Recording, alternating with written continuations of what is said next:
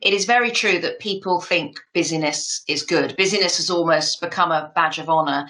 And if, somebody says to me, how are you? And I'll say, oh, I'm fine. And they say, how's work? And I'll say, oh, I'm busy, bit too busy. I mean, very busy. And in a way that is, yes, true. But also, how much is that a claim to status and for sort of saying, oh, I'm so busy, I must be really important and really in demand because look how busy I am.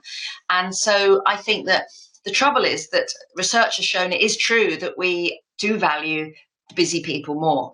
And so we admire busyness in other people. And there's been some research by a psychologist called Sylvia Bellessa, where they made up a fake person, and they gave people her Facebook status updates. She was called Sally Fish, that person, and for some people they gave them updates that said things like 1 p.m. Wednesday, I've got a nice hour's lunch break now, and then 5 p.m. on Friday she'd say, that's my work done for the week, hooray, it's the weekend.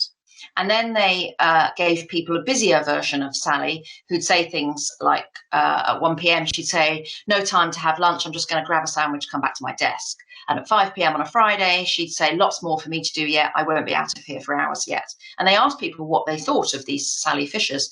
And people actually thought that the busy one, a more meaningful job, was more organised, was better at multitasking. So they attributed all these good things to the busy person based on absolutely nothing. And so I think it has become very much a cultural thing that busyness is valued in a way that it didn't used to be. If you think of sort of 18th century gentlemen, and they were usually gentlemen of leisure, they would show off about going to their country retreats and then being back in the city and going to their London clubs. And they would show off about having a lot of leisure time.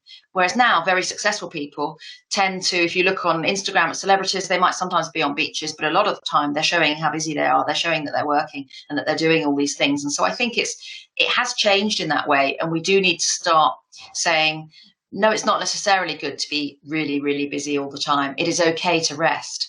And we needn't be trying to impress other people by looking so busy all the time. I think it was really noticeable during, particularly, I think, the very first lockdown. There was a sense that you should, particularly if people had been furloughed or even were working from home, that you should do lockdown well, and that you should at least, learn a language and a musical instrument and bake perfect sourdough bread.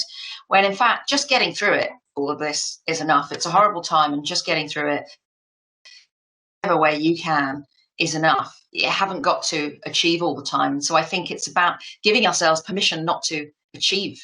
Just for a while, you can still achieve the rest of the day, but just for a while to not achieve. So what practical things can managers and leaders do to support their staff, especially in this culture we have of busyness?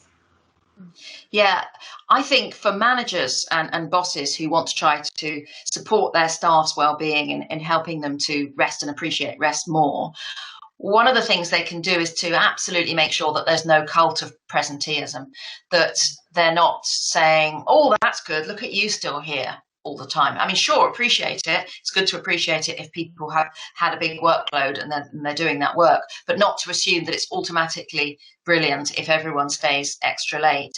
And to never make comments if they see people, if you see someone staring out of the window for a couple of minutes, not to make some sort of, oh, you've clearly not got much to do then type comments, not to say, or even if you see someone with their eyes shut for a couple of minutes, that's okay and that's all right, and to encourage people to take their breaks.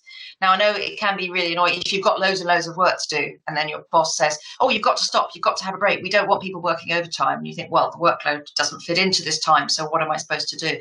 So I think bosses need to be careful how they approach this if people have a huge workload, but to try to say it's all right for people to have a break, and that if they walk in and there's a whole group of people on a ward, a group of staff having a chat together, having a laugh for a few minutes, that's okay. It doesn't mean that they're skiving in some way and not working, and that particularly when it's so hard and so pressured, those moments are really, really extra important for people getting through it. And it's those bonds with colleagues are really crucial to preventing burnout.